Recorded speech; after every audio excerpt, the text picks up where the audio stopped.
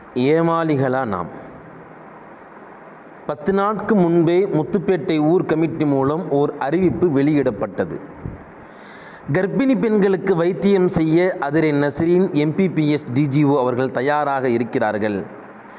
அவர்களிடம் நீங்கள் அணுகுங்கள் என அனைத்து சமூக வலைதளங்களிலும் செய்தியை வெளியிட்டார்கள். அப்படி இருந்தும் நான் ராஜேஸ்வரியிடம் போனேன், விரட்டி விட்டார்கள். ராஜாத்தியிடம் போனேன், துரத்தி விட்டார்கள். என்ன ஏன் பதிவு போடுறீங்க? அப்படியே போய் விரட்டி இருந்தாலும் அதை ஏன் நீங்கள் பரப்புறீங்க? அதனால் என்ன நன்மை இருக்குது? அவங்க விரட்டினதுனால நம்ம அவங்கள விட்டுட்டு விலகிடுவோம். நம்ம சமுதாயத்தில் டாக்டர் இல்லையே என ஆதங்கப்படுறோம். நம்ம சமுதாயத்தை சார்ந்த டாக்டர் பார்க்க தயாராக இருந்தும் நம்ம அவங்கள புறக்கணிக்கிறோம். அடுத்து ஒரு செய்தி, மாற்று மத மக்களுக்கு சாப்பாடு கொண்டு போய் கொடுத்து கொரோனாவை பரப்புகிறான் பாய் என்ற அவச்சொல்லோடு திரும்புகிறோம். இது தேவையா? நேற்று கஜா புயலின் போது எங்கள் தெருவை சுத்தம் செய்யுங்கள் என அழைத்தவர்கள் நம் ஊரை விட்டு அங்கு போய் ஓடி ஓடி சுத்தம் செய்து கொடுத்தோம். இப்போது எங்கள் ஊருக்குள் அனுமதி இல்லை என போர்டு வைக்கிறான். இதுதான் அவர்கள் நிலை. அவன் என்ன நம்மை புறக்கணிப்பது, நாம் அவர்களை புறக்கணிப்போம்.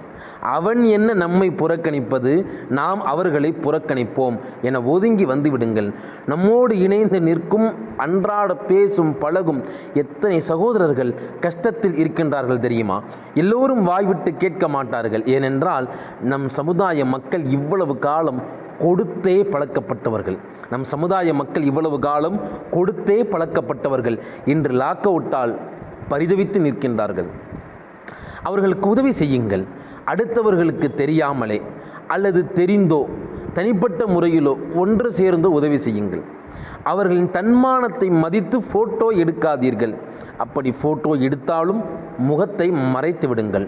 அடுத்தவரிடம் சொல்லி காட்டாமல் உதவி செய்யுங்கள். இன்று அவனை நீங்கள் வாழ வைத்தால் நாளை அவன் 100 பேரை வாழ வைப்பான். தற்போதைக்கு கூட்டமாக போய் கொடுப்பதையும் தவிர்த்து விடுங்கள். மாற்று மத சகோதரர்கள் நம் ஊருக்கு வரவே தயங்கும் போது அவர்களுக்கு உதவுவதை நிறுத்தி வையுங்கள். அவர்களாகவே வந்து கேட்கும் வரை நீங்கள் உதவாதீர்கள்.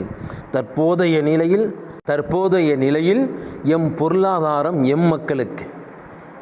பிறருக்கு உதவுவதில் எனக்கு உடன்பாடில்லை. எம் பொருளாதாரம் எம் மக்களுக்கு.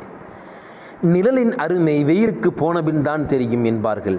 அதே போல நம்மை விட்டு ஒதுங்கிய பின்புதான் நம் அருமை தெரியும். தெரியாவிட்டாலும் கவலைப்பட வேண்டிய அவசியமில்லை. அவர்கள் ஒதுங்க நாமாக போய் உதவி செய்ய முனையும் போது ஏதோ நாம் அடிமைகள் போல ஏதோ அவர்களிடம் இருந்து எதையோ எதிர்பார்த்து உதவுவதைப் போல நினைக்கின்றார்கள் என்பதே உண்மையாக இருக்கிறது. சமூக பணியில் குப்பையில் எறிந்துவிட்டு நம் மக்களுக்கான கல்வி, வேலைவாய்ப்பு, பொருளாதார மேம்பாட்டுக்கு மட்டும் உழைத்து இயன்றவரை முன்னேற்ற பாடுபடுவோமாக. இன்ஷா அல்லாஹ்.